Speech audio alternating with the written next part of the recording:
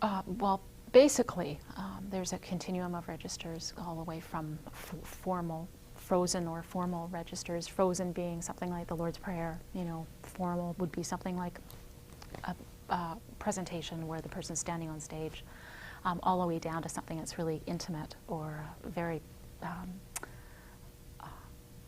very intimate, where the people are like a husband and wife would communicate with each other. They have a lot of shared history and background.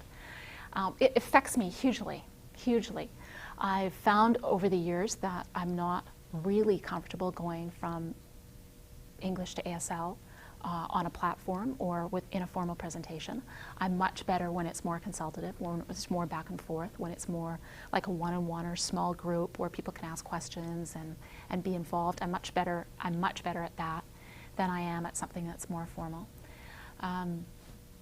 Going from ASL to English, I feel more comfortable in a formal setting, working into my first language.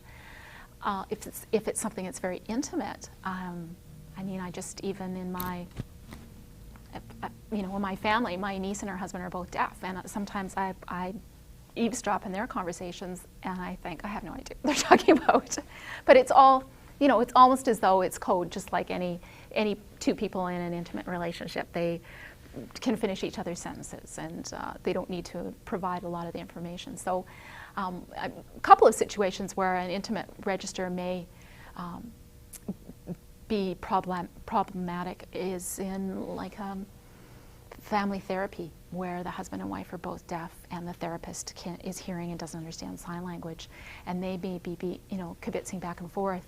And I have at times, especially if I've asked the therapist beforehand how they want me to handle it, but I'd say, they're talking right now about when the dishwasher broke. I'm missing something, I'm not exactly sure, and then the therapist can, but it depends on the situation. It depends on the people involved, it depends who wants it handled how, and but register, absolutely, register plays into what I predict an assignment will be like, and whether I'll even accept the work or not, basically. When I think of register, I think of different levels of formality. And, all human beings, I think, around the world can vary the degree of the formality with which they communicate by choosing different vocabulary and by using different conversational styles.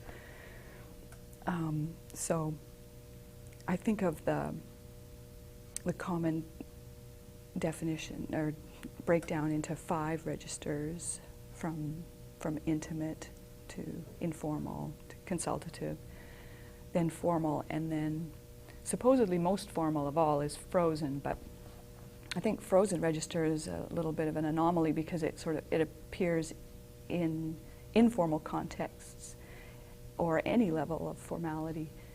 You get your bits of frozen text coming at you.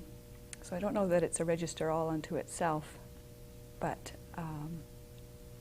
an interpreter needs to tune into how formal is this when you're working, and you want to match the register of the message that you're interpreting. And so as interpreters, we need to be always trying to stretch our range, because usually when we start to develop interpreting skills, we're comfortable in 1 or 2 registers and not all of them, and it takes time to stretch yourself and be more versatile. Register to me is casual language to formal language. And it greatly influences my work as an interpreter, because of if working in the high school setting, I could be interpreting for a teacher whose language is going to be a little more formal, and in the next breath I'll be interpreting for somebody who's 14, and I have to look 14, or if it's the deaf student, I have to sound 14. And sometimes the answer from the deaf student is just, like, it's not yes, it's not no. it's just a grunt. And they want that because that's 14. And you know, you have to be able to really play on that whole continuum of like formal down, you know, down to more casual.